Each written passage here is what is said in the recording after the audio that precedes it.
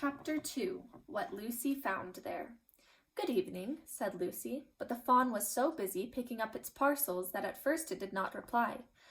When it had finished, it made her a little bow. Good evening," said the fawn. "Excuse me, I don't want to be inquisitive, but should I be right in thinking that you are a daughter of Eve?" "My name's Lucy," said she, not quite understanding him. "But you are, forgive me, you are what they call a girl?" said the fawn. "Of course I'm a girl," said Lucy. "You are in fact human?" "Of course I'm human," said Lucy, still a little puzzled. To be sure, said the fawn. "How stupid of me! But I've never seen a son of Adam or a daughter of Eve before. I am delighted. That is to say—" And then it stopped, as if it had been going to say something it had not intended, but it remembered in time. Delighted, it went on. "Allow me to introduce myself. My name is Tumnus."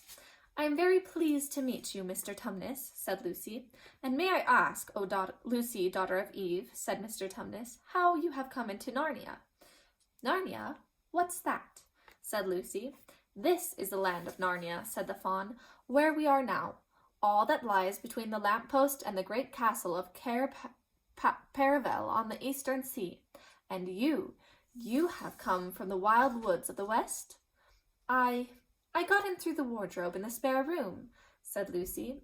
"Ah," said Mr. Tumnus in a rather melancholy voice, "if only I had worked harder at geography when I was a little fawn, I should no doubt know all about those strange countries. It is too late now."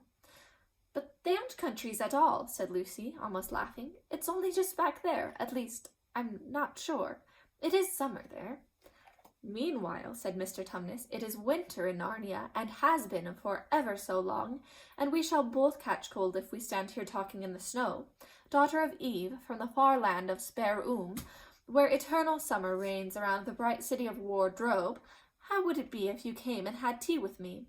"Thank you very much, Mr. Tumnus," said Lucy, "but I was wondering whether I ought to be getting back." "It's only just around the corner," said the fawn, "and there'll be a roaring fire, and toast, and sardines, and cake." "Well, it's very kind of you," said Lucy, "but I shan't be able to stay long." "If you will take my arm, daughter of Eve," said Mr. Tumnus, "I shall be able to hold the umbrella over both of us. That's the way. Now, off we go." And so Lucy found herself walking through the wood arm in arm with this strange creature as if they had known one another all their lives. There's a little picture of them. They had not gone far before they came to a place where the ground became rough, and there were rocks all about, and little hills up and little hills down. At the bottom of one small valley, Mr. Tumnus turned suddenly aside, as if he were going to walk straight into an unusually large rock, but at the last moment Lucy found he was leading her into the entrance of a cave. As soon as they were inside, she found herself blinking in the light of a wood fire. Then Mr. Tumnus stooped and took a flaming piece of wood out of the fire with a neat little pair of tongs and lit a lamp. "Now we shan't be long," he said, and immediately put a kettle on. Lucy thought she had never been in a nicer place. It was a little dry, clean cave of a reddish stone with a carpet on the floor and two little chairs. "One for me and one for a friend," said Mr. Tumnus, and a table and a dresser and a mantelpiece over the fire, and above that a picture of an old fawn with a grey beard. In one corner there was a door which Lucy thought must lead to Mr. Tumnus's bedroom, and on one wall was a shelf full of books. Lucy looked at these while he was setting out the tea things. They had titles like The Life and Letters of Silenus, or Nymphs and Their Ways of, or Men, Monks and Gamekeepers, a Study in Popular Legend, or Is Man a Myth? "Now, daughter of Eve," said the fawn. And really it was a wonderful tea. There was a nice brown egg, lightly boiled, for each of them, and then sardines on toast, and then butter toast, and then toast with honey, and then a sugar-topped cake. And when Lucy was tired of eating, the fawn began to talk. He had wonderful tales to tell of the life in the forest. He told about the midnight dances, and how the nymphs who lived in the wells and the dryads who lived in the trees came out to dance with the fawns. About long hunting parties after the milk-white stag, who could give you wishes if you caught him. About feasting and treasure-seeking with the wild red dwarfs in deep mines and caverns far beneath the forest floor, and then about summer, when the woods were green and old Silenus on his fat donkey would come to visit them, and sometimes Bacchus himself, and then the streams would run with wine instead of water, and the whole forest would give itself up to jollification for weeks on end. Not that it isn't always winter now, he added gloomily. Here's some pictures of Mr. Tumnus talking to Lucy and the stories he was telling.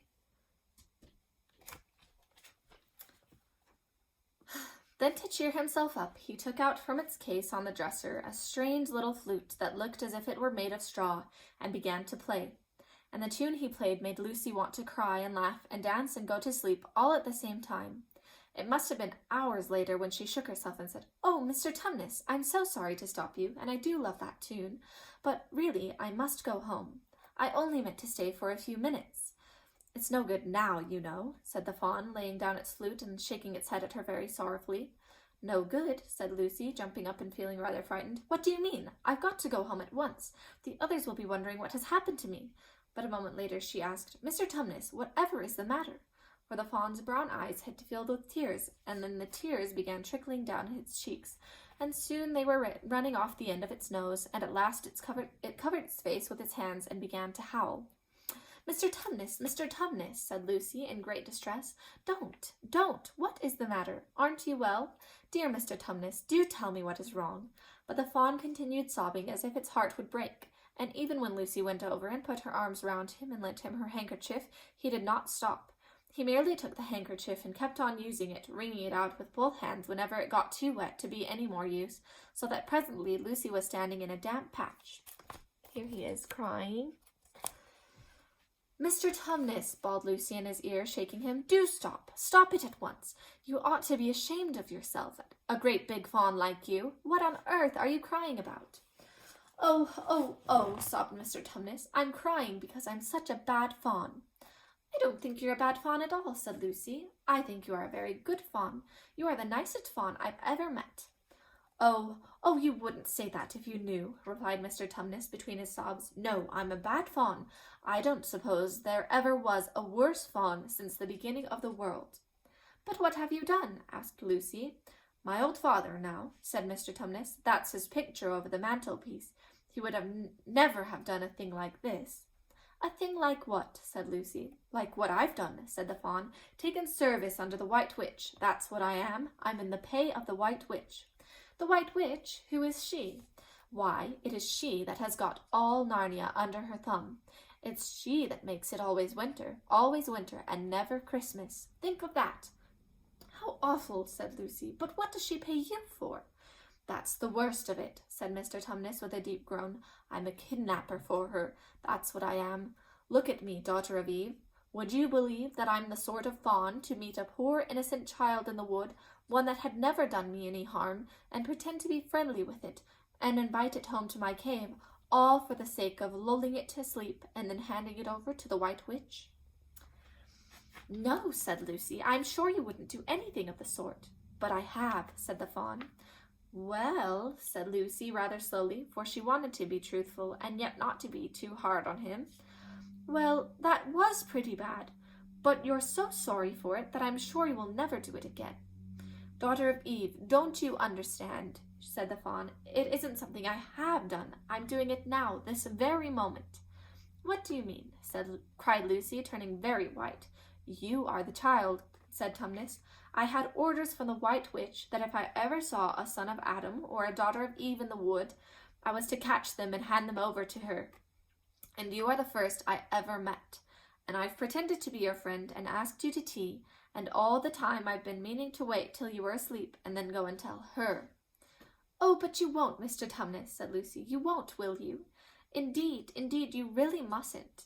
"And if I don't," said he, beginning to cry again, "she's sure to find out. And she'll have my tail cut off, and my horns sawn off, and my beard plucked out, and she'll wave her wand over my beautiful cloven hoofs, and turn them into horrid solid hoofs like a wretched horse's. And if she is extra and specially angry, she'll turn me into stone, and I shall be only a statue of a fawn in her horrible house, until the 4 thrones at Cair Paravel are filled, and goodness knows when that will happen, or whether it will ever happen at all." "I'm very sorry, Mr. Tumnus," said Lucy, "but please let me go home." Of course I will, said the fawn. Of course I've got to. I see that now. I hadn't known what humans were like before I met you.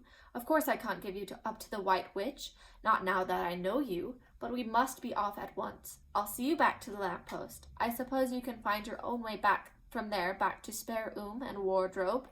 I'm sure I can, said Lucy. We must go as quietly as we can, said Mr. Tumnus. The whole wood is full of her spies. Even some of the trees are on her side.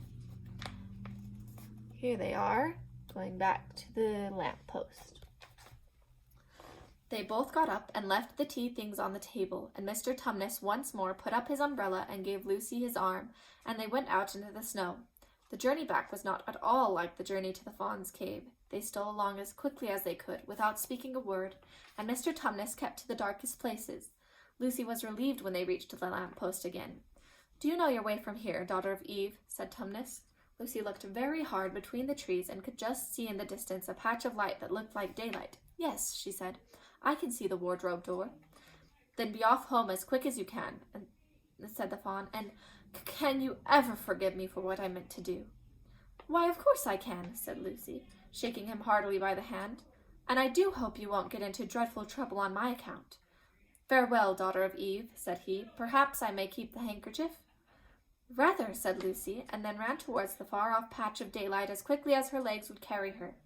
And presently, instead of rough branches brushing past her, she felt coats, and instead of crunching snow under her feet, she felt wooden boards, and all at once she found herself jumping out of the wardrobe into the same empty room from which the whole adventure had started. She shut the wardrobe door tightly behind her and looked around, panting for breath. It was still raining, and she could hear the voices of the others in the passage. I'm here, she shouted. I'm here. I've come back. I'm all right. And that's the end of chapter 2.